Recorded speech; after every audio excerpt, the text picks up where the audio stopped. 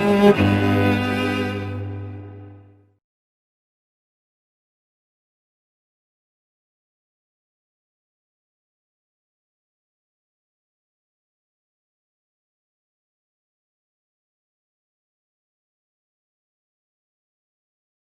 me today is Auckland lawyer Liz Lambert, and Liz is going to bring us up to date with what happened on Friday, the 3rd of December 2021. Big news, Liz. Yeah, it was, and everybody was in mourning, it seemed, but I found it quite exhilarating, actually, because they'd finally come out and unveiled this so-called traffic lights. I can't help but laugh. I'm sorry. Even though, you know, I'm dealing with people all of the time that are, you know, terrified of losing their jobs or what they're going to do after the fact, etc. The fact is that it's a big smokescreen. It's like we got to the City of Oz and we saw the Great Oz, and then TOTO came along and pulled the curtain, and we found out it was Jacinda sitting on a pile of books. Naked. What are we on now? 6, aren't we? We're on order number 6. Order number 6 is basically a whole lot of adjustments and very complex legal bits and pieces that have been added on to what were the first 2 orders, I think you would describe them as, which were the orders about forbidding workers to work in their employment if they were not jabbed in the ports in the first instance, although it's more like the borders because it included the MIQ centres, but those so they were sometimes not in the borders, it included the seaports and the airports. So that was the first order. And then I think that was in July, and then in October, we got the one about the schools and the educational facilities, which included the universities and all of that, I suppose, and the medical facilities, which they then extended on the 3rd. I think the 3rd adjustment they made, the 3rd order they made, they extended those those areas where they were saying people, you know, had to have tests done or stuff to homeschooling situations and to, what was the other one? Homeschooling and where people look after children in their own homes. So they were... they couldn't because they're pretty scared about going full on and trying to get into people's houses, and that's the last bastion really. But they're trying to make life uncomfortable enough for people so they'll be persuaded into all of these things.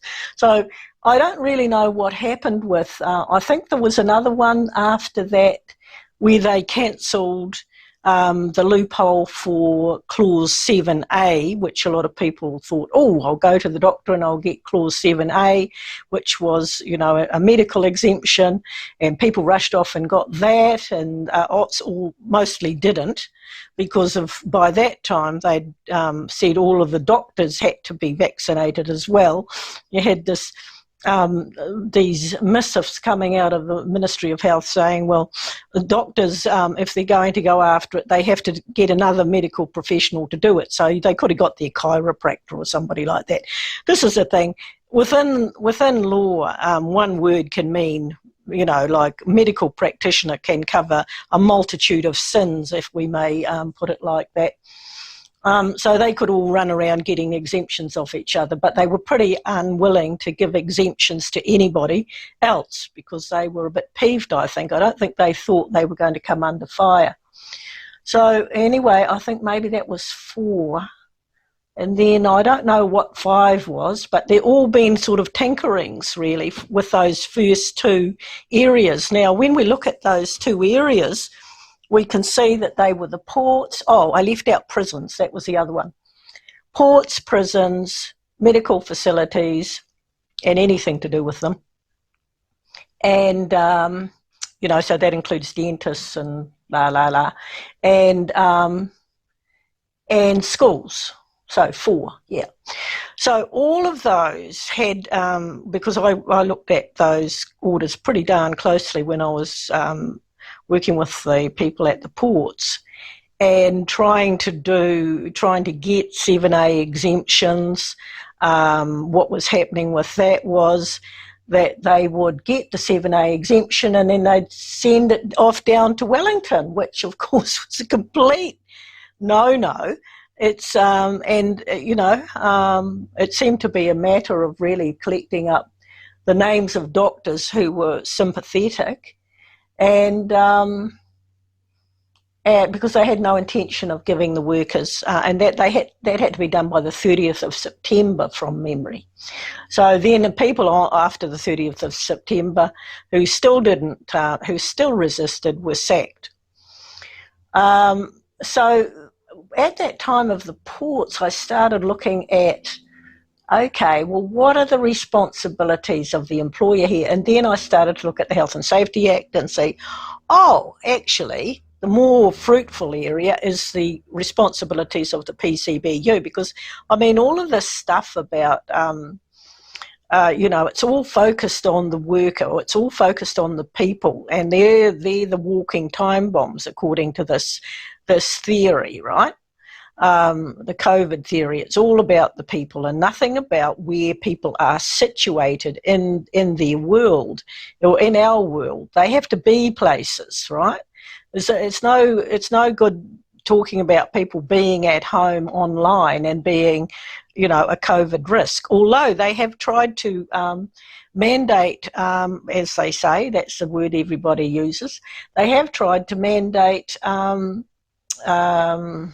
call centre workers and doctors who only prescribe online, etc. Now, they've got a bit of resistance.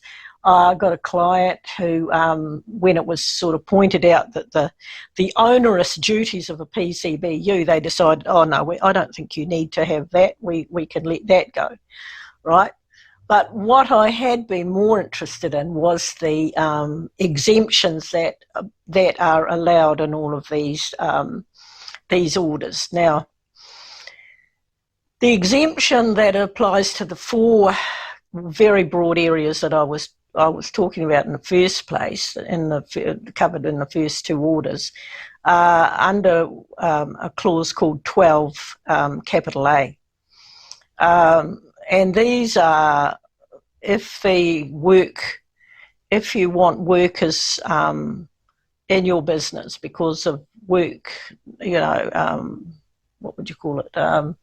To make the business work efficacy, then you had to fill in the job description, and you send it down. This is the employer has to do this, or the PCBU has to do it, and send it off to Wellington.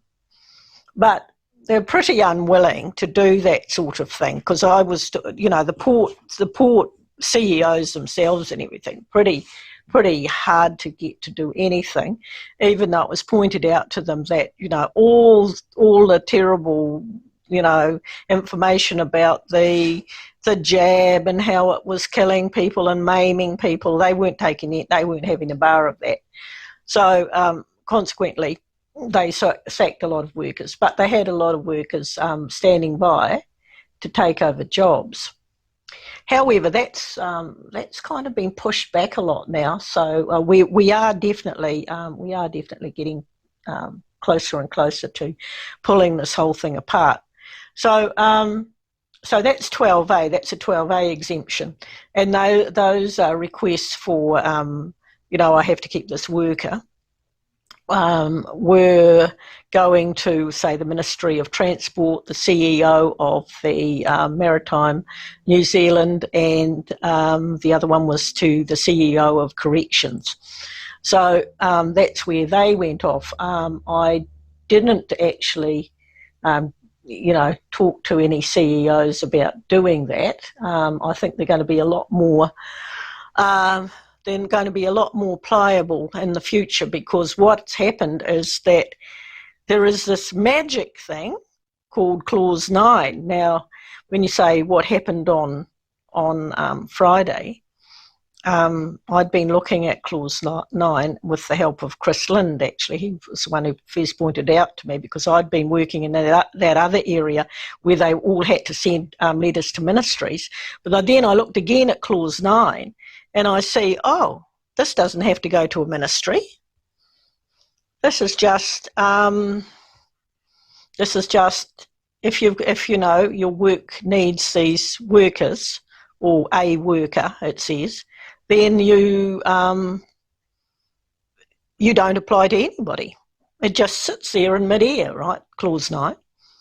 So my legal mind says that means that it's the magic bullet to in the head of all of this. Clause 9 says that you can decide that you need the workers for your workplace, and that's it. So all of these here, they've got, and they say, oh, but you're covered by the order. They mention you, okay, hairdressers, etc., etc. But then when you look for your exemption, you're led to Clause 9, and it says that you may decide to have unvaccinated workers in your thing, and it gives a whole lot of reasons why you might need them. But there's nowhere to write and say, oh, well, Minister of Hairdressing, I need these people, or Minister of Hospitality, I need these people. It's actually that curtain has been pulled away from the Wizard of Oz. So that's the good news. So what I'm saying to workers and employers is get going, open up. Now, the other thing is, of course, that I've been involved in lots and lots of negotiations with employers over this, not over Clause 9 so much, but I have mentioned it to them in the past. But it's mostly been to do with, they don't get it. Let's say that they don't get it, but I think they're shell-shocked actually, because they hadn't realised they were PCBU, which is person in charge of a business or undertaking, and that has got really onerous duties. For example, I'll give you an example of a case that happened in New Zealand a couple of years back, because these things take a while to go through the courts. There was a young man killed in a welding accident. I'm not sure where he was, but anyway, the company involved was a company called Salters, Salters. Now, I happened to mention it to one of my clients yesterday, and he knew the case because he's involved in the same sort of industry. And he said, they got a huge fine, the company, and Mr. Salter, I suppose it is on home detention with an ankle bracelet, right? So if what I'm saying to employers, and I know I'm right, and PCBU, is that you have acted like an agent of the Crown.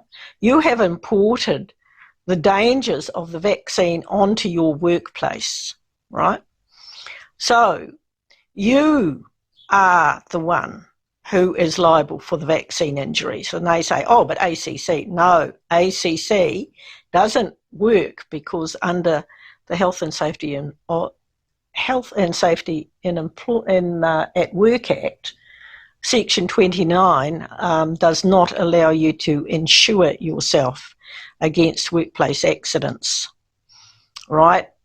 Hazards, right, that you have on your workplace. Now, if somebody, it's not because it's not considered an accident actually, because in ordinary, somebody gets hurt at work, ACC covers that. Yep, because that's an accident, and it was nobody's fault. But if you have knowledge that there is something hazardous on your workspace and you don't mitigate it or get rid of it, etc., etc., and somebody gets hurt, then you're in big trouble. And that's the case of Salters, right? There was a hazard, and it was found that they hadn't done enough, and really bad things occur. And now you can be fined up to $3 million if the person dies. I don't know how much they got fined. It came to my attention another way actually, but anyway, that for the purposes of this. So this weekend, so I had been talking to people about it the night before. I think I had a 3-hour discussion with some people down the line a bit, and they are in a small town medium-sized town in the North Island, and they are going to open their properties up again. Now their shops up again, because the thing is, but the most of what they're worried about, Grant, is that this threat of a $15,000 fine. Well, I'm saying to them, bring it on, because the people who will be waving that fine in the air are people called WorkSafe. Now, this WorkSafe, and they can try and sue me for defamation if they want, but they are a criminal organisation. They have been lying to the whole lot of business owners in New Zealand for the last 2 years. They have been going around and saying to people that your workplace risk is your worker. They have nothing in the Act that says anything like that they ever go and recommend anything like masking or testing or vaccination to the worker, to the employer, to the PCBU. That, in fact, it makes it clear in the Act under section, I think it's 172, that they have a right to ask for a sample from or get a sample from a worker, but that is only with the worker's fully informed consent. That's a sample, right? So it might be, maybe they use that to get breath testing for alcohol or drugs. It could be something like that, say. And they would use it for that because, and they could get informed consent for that, because a worker in some industries, especially with heavy machinery, they sign in their contract that they will give a sample, every few weeks or something. Some of them are tested weekly, I think, to make sure they haven't been smoking dope or anything else like that, so that they're fit to operate machinery. So that would be where Section 172 is used. But there's nothing in people's contracts about masking or testing or taking vaccines, right? So WorkSafe have been acting like there is. And they are very, very hard to get hold of now. Now this has started to come up, and I've started to beat the drum about WorkSafe. So, yeah, long story short, I think Friday was a red letter day, because it's all out in the open now, and now we can begin to fight properly, because all of these threats of things about to happen and and it's all a big build-up. It's all a smoke screen. It's all a play. It's all an illusion. And they've done very well, but now it's time to end, and I'm very happy that we can now do this. It's a terrible thing for those people who've been vaccinated, for the people who have killed themselves over this. There is going to be a lot of payback. But Good. WorkSafe is first on my list. Right. John Ansell says that we should be thinking about the punishment for these war crimes, or what would you call it, genocide. Should be thinking about how we're going to punish these people and bring I back don't know. It's the death sentence. Yeah, well, it has to be, doesn't it? Yeah. It has to be. A judicial For those people, death sentence. who have malice aforethought done this, yes, I think that has to be the case. And do you think that should include not only politicians but the media and also employers? The media, I don't think the media or the employers know a darn thing about this.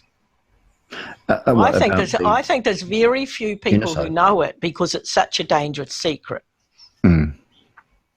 Well, we're doing our best to talk about it. And Linda Wharton from Health Forum NZ, she's got a massive presence. And I think before they took her off Facebook, she had 45,000 followers. She's now on MeWe.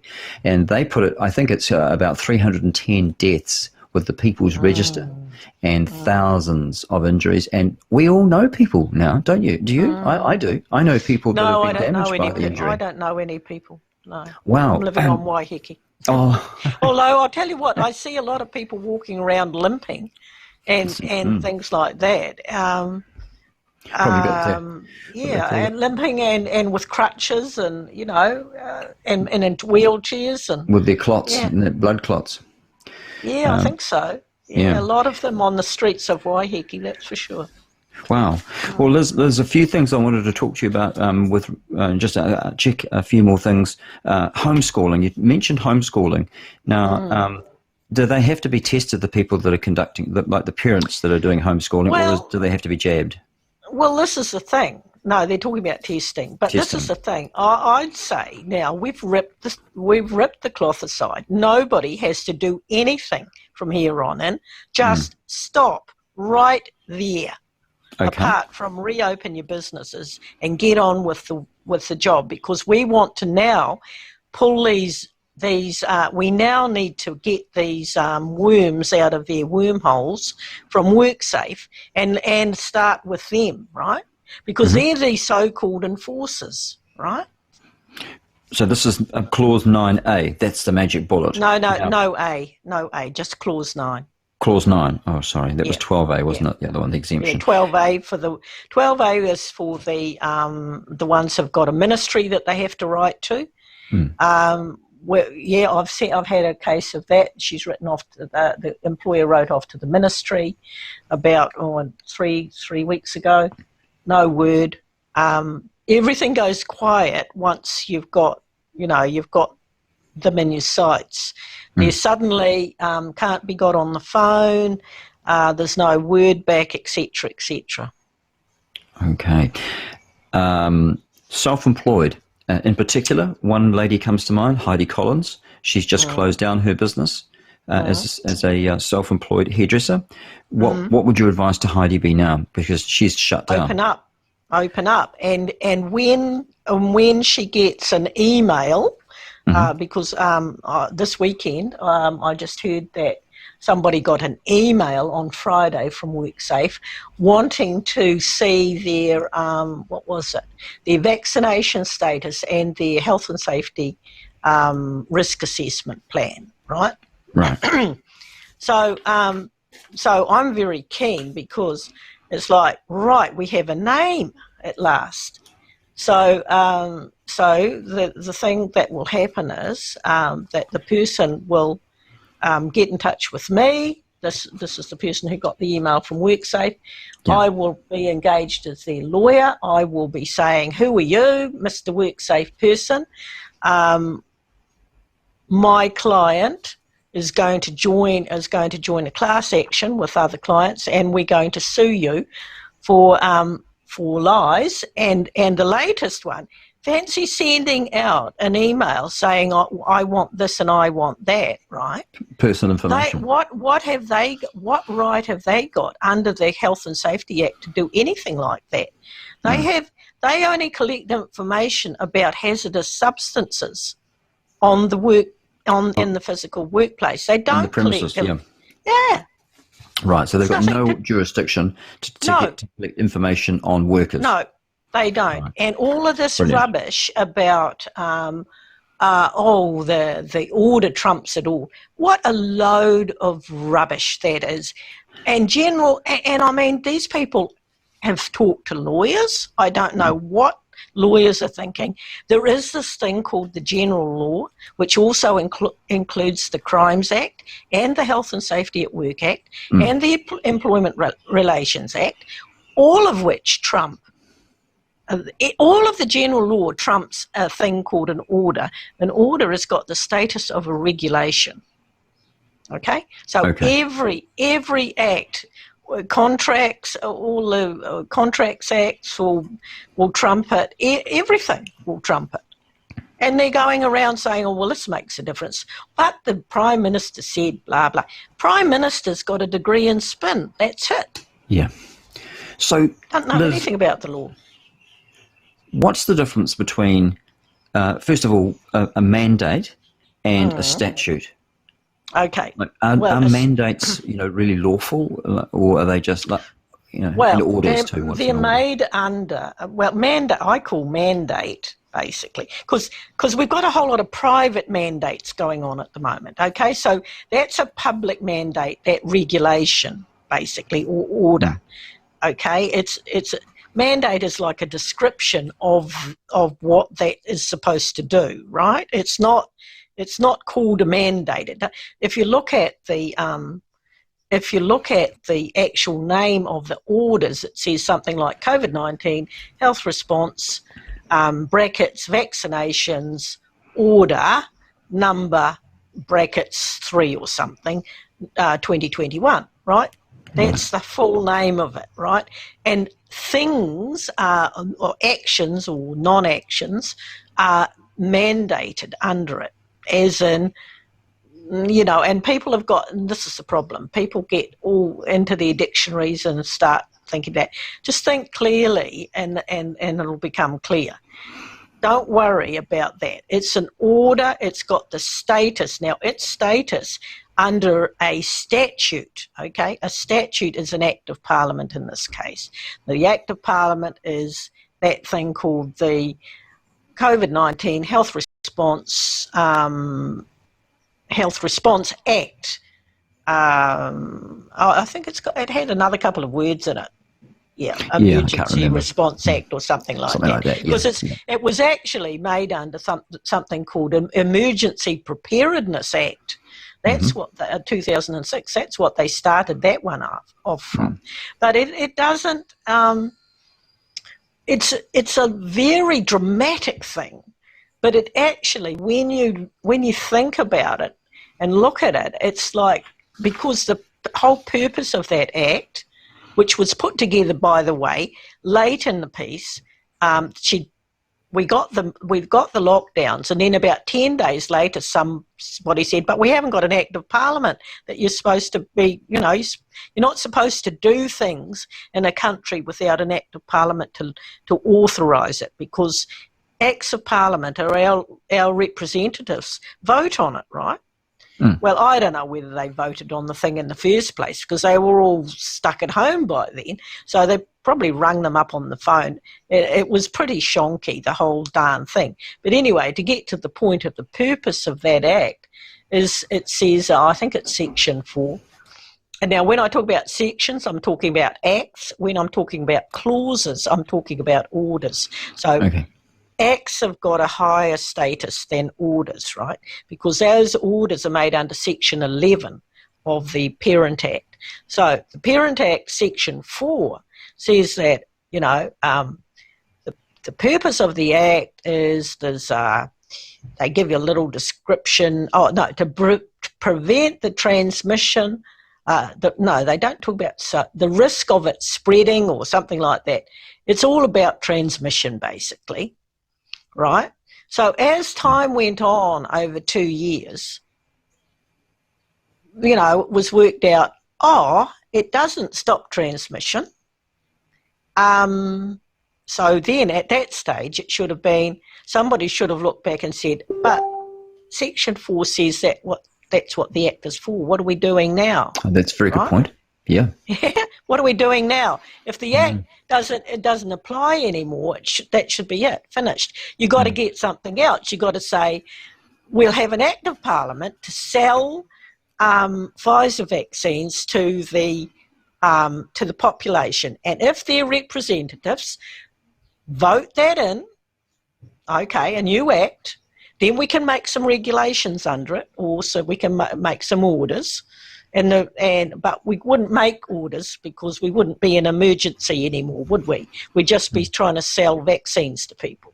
I mean, that's what the traffic lights thing is, trying to get people vaccinated. It's nothing about transmission. No, because anymore, they've already said it can't stop transmission. Yeah. So self-employed people, really, they should be jumping for joy after listening to you, Liz. I hope because they don't have to say to their employee, they don't have to explain what you've just explained to our listeners about this. They can just hear it from you and go, right, I'm opening up, and they can't, and so they'll receive an email.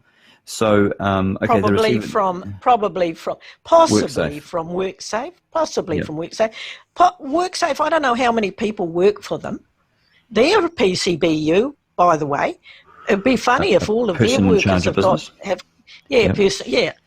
funny if all of their workers have got jabbed, wouldn't it? You know, they're going to be very, very keen to find out how they can get a nice big payout off the PCBU, because anything that they might have been able to scrounge off ACC is going to be nothing compared with the payments that you can get off you can get in the district court for this. Right. It's a whole new developing area of law, but, you know, there we go. That's the way common law goes. Right. Now, what is the difference? I talked to John Ansell about this, and I said, I think there's a difference between lawful and legal, and he sort of thought I was dancing on a pinhead. Is he right, or is there a difference between lawful and legal? I think it's a bit of a dancing on the pinhead argument. Okay, that's good, because I've heard that from others, and they've said that there is a difference. Because people use words interchangeably. You know, a statute and an act, they're the same thing, but, you know, they're sort of like act is more like lawful, and statute is more like legal. So, you know, it's kind of like those sorts of words. I thought it might have had something to do with making statutes that are given to the Governor General to seed, or what do they do? They seed their. They have to give approval, don't they? It's like the Queen's, the Queen's authority. It's all acts of Parliament, all statutes have to be signed off by the Governor General in this country at the moment. Okay, this is going to be interesting too. Now, these these orders or regulations, they only have to be signed off by the Governor General, which is another reason why they have much less status than an Act of Parliament, because they're not signed off by our elected representatives. Because the only person who signs them off is the Governor General, who's appointed, not elected. That's right. So I thought all laws had to be signed off. They do. Royal assent. They do. But they, at least acts of Parliament, go through a voting process. Oh, of course. So they just shoot them to the Governor General, do they, and say, sign here? Yeah, that's right. She's supposed to get advice, because she's not a lawyer. I think she was a social worker. Are we talking about the new one? The new one? Cindy Kiro woman. Okay, right. She was a social worker, I believe. So the previous one, Reddy, she was a lawyer, but they're supposed to take advice from a person called the Solicitor General. Now, the Solicitor General might be dead for all I know, because the stuff that's been going through under these orders is so much gobbledygook and useless information, just hyped up by the media, that, you know, that's another one who should be on trial. Definitely, the Solicitor General should be on the list. Okay. So, aren't our laws supposed to be constitutionally conducive? The new laws, aren't they supposed to be complementary to our constitution? Yeah, well, we haven't got a written constitution, so that makes it really, really difficult. Us and the UK and Israel are the only people and only countries in the world don't have a written constitution, because then you can measure up. Basically, the constitution is a set of rules, right? So, so you've got a set of rules that you can measure up whether this sort of law stands up. Now, what they're doing at the moment is they're kind of trying to bring them into, they're supposed to bring them into line with the Bill of Rights Act, okay? Which is supposed to be, it's supposed to be modelled on the 1688 Bill of Rights. Yeah. Which was more to do with making sure that you didn't have the Catholics I was just going to say killing the Protestants than anything else, and the other way around, you know, because they you know, they had a real go at each other, and we were supposed to have in New Zealand, we were supposed to have stopped all that, because we had, you know, we don't have the Church of England as our, and you know, we don't. The Queen is head of the Church of England, but the Church of England isn't supposed to hold sway here. It's not supposed to be. Well, if you're not Anglican, then you're second class, right? Which was, you know, that's why religion and politics should never be mixed up together. But of course, they have been terribly. Okay, well, that is good. You've ironed out a few points for me. So looking at all the orders, the prison workers, border people on the ports, they had to be jabbed first or no job. Then it was home care workers and doctors and dentists. So if I'm not jabbed, how do I get how do I have a dental appointment? Oh, right. Now, that the Ministry of Health, because, of course, everybody got into the act, you know, team of 5 million and all of this. What a load of idiots, quite frankly. And started to say, you can't, you know, I don't want to treat you, or it's going to cost you more because you have to be treated in the back shed or whatever. That is all against the law. Okay, the Ministry. It should be too. Yes. Yeah, Absolutely. The Ministry of Health put some guidance out for them, but kept it really, really quiet as much as they could. But basically said the onus is on you to make sure that you make sure that you provide the same level of care for all people, right? Vaxxed or unvaxxed, right? So if they thought there was a big risk, then they had to, you know, get themselves togged up and all sorts of stuff, I suppose. I mean, these PPE people are making a big lot of money out of all of this, right? So, you know, all people walking around in yellow plastic bags and, heavens above. And gloves and goggles. You know, when we first saw those pictures of the Americans with their outfits, we thought, nah, this is funny. I think people now should be going around and taking photos of all of the funny outfits that are on, and keeping them for memes, because they're so good.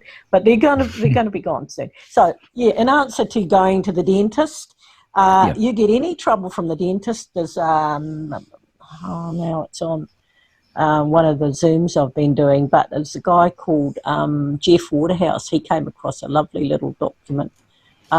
It's the health and disabilities. It's not the commission that you go to. It's that they've got a tribunal, or there's the professional conduct tribunal or something for all of these health professionals. You start complaining to them, these people can lose their licenses over it. So the doctors who are worrying about losing out, I mean, I think some of the doctors who've given jabs and know that they are giving them, and there's a danger of really harming people, I think they should all be struck off. Yeah, most definitely. You know, and they've turned a blind eye, a lot of these doctors. Yeah. So I don't think there'll be many of them left. No, I've noticed that you're trying to get to a doctor is really hard, and a lot of doctors have just decided to opt for retirement. Well, they're trying to duck, aren't they? Yep, they are. And then my neighbour, her doctor's just decided to retire, and so she went off to another doctor, and and basically I think that there's people treating you on the phone. Yeah. Now, how does that work? Yeah, that's ridiculous, isn't it? Yeah. Well, they were, you know, treating, on the phone, giving prescriptions. It's I think it's medical negligence, actually. It's made a mockery out of medicine, isn't it? It has. It's complete mockery. I don't know anybody who'd trust a doctor anymore. No. Look, you know what? If I broke my leg, I'd go. Well, that'll be it. Yeah, they're good at that. They're quite good on the old nuts and bolts, and stitching you up again. But out of all of this, I don't trust doctors and hospitals anymore, and I don't trust pharmaceutical drugs anymore. No, that's right. And I'm now looking at vaccines overall, whether they were actually really dodgy, and we didn't realise it. And some of the, the way that they've lied over this one. When you go back to your doctor and say, "Oh, I've just had a heart attack." Oh, it's not related to the vaccine. Yeah, but I'm only 26, or I've got blood clots and I've never had them before. Or I I'm haven't only 14. had a vaccine. Yeah, no, I've just had a vaccine and now I've got blood clots or myocarditis, and they'll say, "Oh, it's not related to the vaccine." So. These people, how do they know that? By just looking at you? Well, because they're terrified of the government. That's what I think. So well, it's they've time ruined to stop being terrified, isn't it? Yeah, they've ruined medicine because they won't stand up to tyrants, and they're allowing someone with a degree in a diploma or whatever it is in communications to dictate how they do medicine, which took them probably 8 to 10 years to get through. Yeah. And now they've got this little twit in Parliament, this little communist, who's turning actually into a fascist, dictating how they do medicine. It's incredible. So I don't trust any of them now. I mean, I'm really careful on the farm. I mean, I've really careful now. If something that you don't get a broken leg or anything. No, I don't want to end up in hospital, because you hear horror stories of people that aren't vaccinated being treated in the basement. You know, or not, and sometimes they're turned away. Actually, just on Friday, I heard on Radio New Zealand, and you know how they spin everything, but it seems to me that in Whangarei, we're talking about Whangarei now, businesses that went with the traffic lights, this is restaurants and cafes who won't take vaccinated people, they've gone with the government on this.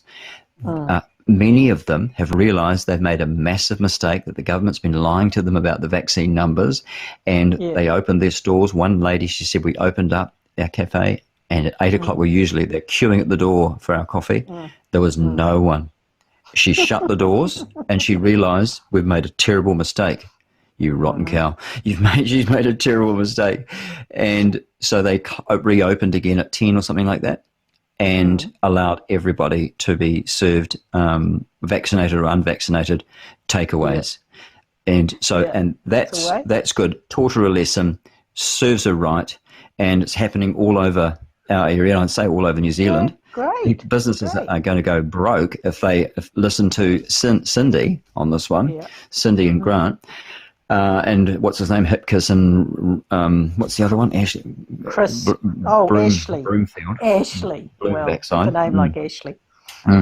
So it seems to me that they've made a massive mistake, and now we know who the rotten people are in this country. We know who the Nazi people that would follow the Nazi regime tomorrow. You know who you are now, don't you? That's what you say to them. Now you know how you'd react, because the first law that Hitler brought in out of the 400 laws that he brought in against the Jews, the first one was they weren't allowed to go to cafes and restaurants. Oh, is that right? That was the very first of the 400.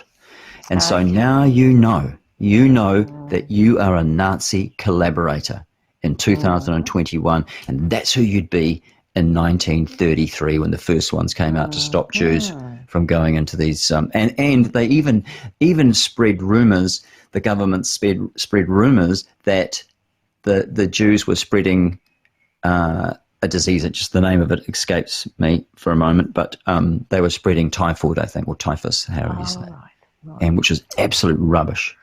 And that's how they do it. Oh, so, yes, it was a disease, wasn't it? Yeah. It's all over again, isn't it? Well, what's happening now? 90 years later, we've got the same thing happening again. And so people that will... Yes. And then the other one is, what about this? When they say, oh, well, we're normally open 5 days a week and we shut Saturdays and Sundays, but on Saturdays and Sundays, we're allowing the Jews to come in. They may as well say that. Monday, we are allowing the Aryans on Monday to Friday, and then on Saturdays and Sundays, we have the Jews. They can come and buy a coffee. That's exactly what they're doing.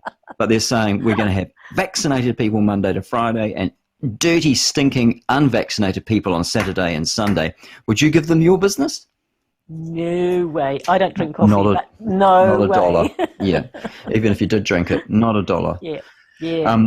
Another thing is, what did you think about the French going out and bringing their own beautiful food, coffee, sitting down outside the cafes? You know how they have all those chairs and tables outside the cafes? Yeah, they were empty. This video I saw, they were completely empty, and everyone was sitting on the road, on the footpath, with their lovely mats, and looked like lovely people just having a wonderful time outside the cafes. The cafes are going broke, and these people are having beautiful home-cooked meals, home-cooked cafe food, not spending $1 on these cafes that have barred them because of the vaccine passport. It must make them so annoyed. Serves them right. Serves them right. Yeah. Great news. I was up at Kawakawa, and a business up there I won't name because I don't want anything to happen to them, but they about 2 or 3 businesses I walked into, and they are not interested in going down this vaccine passport thing, and they just laugh at it. And so they're not going to do it. I saw that the market at Waiheke was open, but I was a little bit early, so I don't know if it got good did good business or anything, because I don't read the golf news anymore. That's a toe rag magazine. But is it gone communist? Oh, she's been like that forever. But yeah, they know who they are, don't they? This just tells us who they are now. We know who the fascists are. But anyway, there were all the storekeepers were walking around with masks on. Anyway, I know the person who runs it, and I was talking to her, and I said, "Oh, good to see you open here."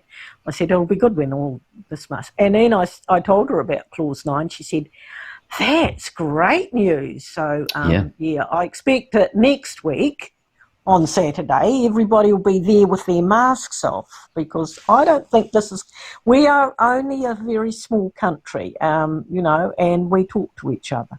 And I think by next week we should be finished with it.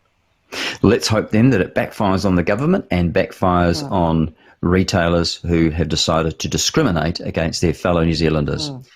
We're talking Yes, Liz, sorry. Go ahead. The other thing is all of these clubs who are now saying to like golf clubs, for example. Oh, I've heard one in Waipu. Or rowing clubs, won't let the people use the boats or be in the club rooms. Well, the first thing you do is get your fees back. Yeah. But the other thing is they become PCBU in that case. I mean, they always were, but if they're going to start doing that, and then because often they've got little restaurants on there, and also the Health and Safety at Work Act covers every area of activity. You can't do anything in New Zealand without some PCBU being responsible for your health and safety, really. Even self-employed? Anything where you... the self-employed is sort of like... they're self-employed. They're responsible for people who are coming into their workspaces. So, if they've got a little cafe and they start you know, and they, well, here's the thing. Let's talk about the real elephant in the room, which is COVID, right?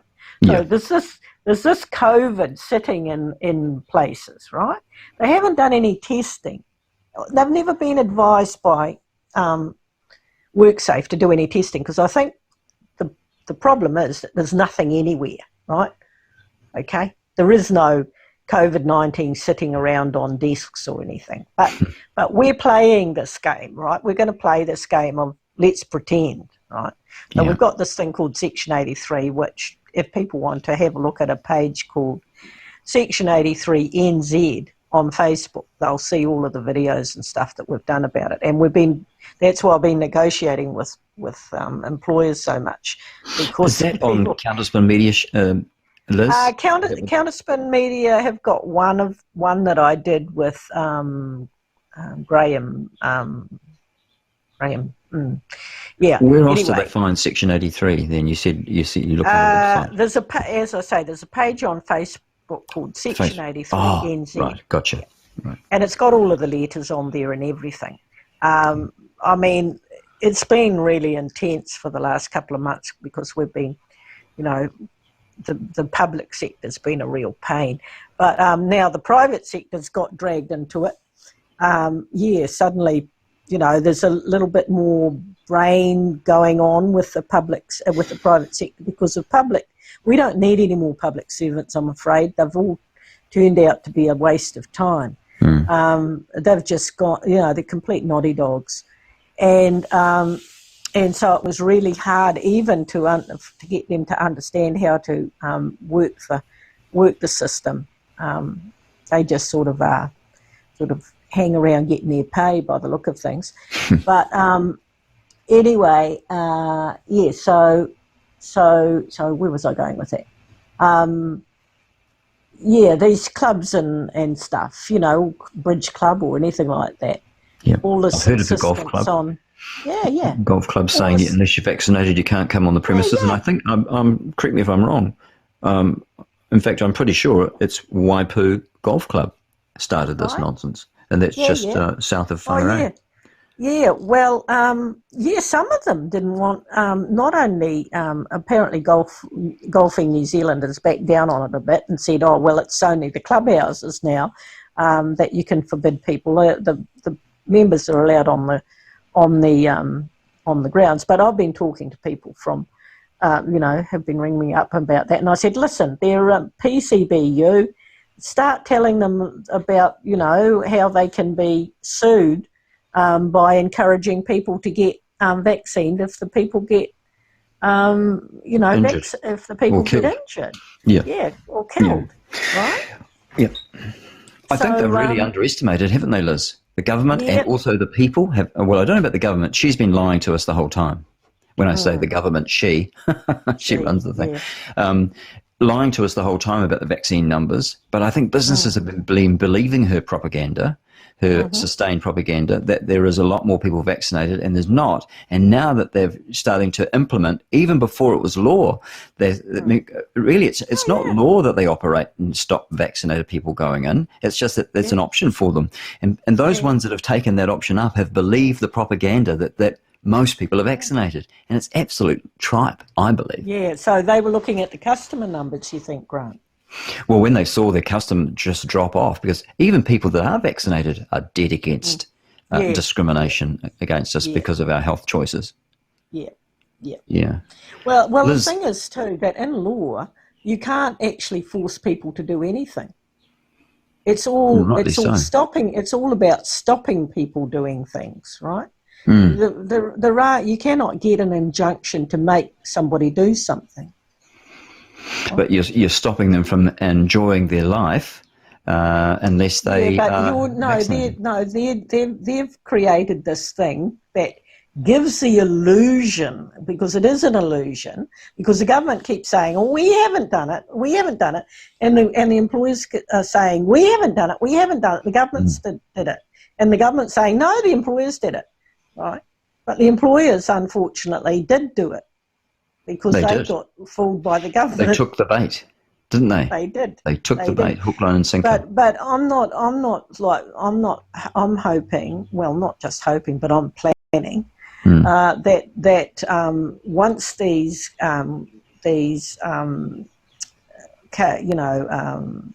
where we get class action, where all the employers get together and sue WorkSafe, that WorkSafe then has to turn to the government and say, ouch, and the government has to go after Pfizer for the money, because that's actually where it's all gone. Okay, but haven't they we know signed where agreements? it is. We can get it back. Yeah. Hasn't the government signed agreements giving Pfizer indemnity against injury? That's an illegal contract. Because it was done for an illegal action. Yeah, Absolutely. that's an illegal contract. Right. They can't be held for that. No, we'll get the money back off Pfizer. Right. Okay. Sounds good. Not that money will bring back someone's health or life. No, it won't. It won't, and that's why, as John says, we have to think about how these people are going to be punished. Thank you, Liz. Great, always great having you on my podcast. I really appreciate you talking to me, and I'm hoping to talk to you again. And I'd like you to be regular, actually, and bring us up to date with anything at all that's happening in the legal realm to do with this terrible thing that's happened to our world and our country in particular. That's Liz Lambert, Auckland lawyer who lives on Waiheke Island. Thank you very much. Oh, thank you, Grant. Oh, I said naked. When you said she was on the top of the pile or something, and I said naked, I was thinking of the Emperor's New Clothes. And that's why I said naked, and you just ignored it. Either that or you didn't hear it. I said naked. I didn't hear it. Oh, good. It slipped me by. I might take it out then. Now, photograph of you, Liz Lambert. Do I have a nice new one of you? You have that black and white one. That's fine. Oh, okay. Yeah, I'll just see if there's anything new. Oh, is that you there? Oh, no. There's a Liz Lambert out there who's a lesbian from America. Oh, no. And she's got really short hair. Player or something? Austin. She's from Austin. She's a hotelier. Yeah. Oh, gosh. No, thanks. Yeah. There's no other ones, I don't think, of you. Nothing. There's only that one of you. Why don't you get a really nice shot up online? Oh, God. I mean, it's an old one. It's black and white. You look good. I'll put that on again. Black and white will do. Yeah.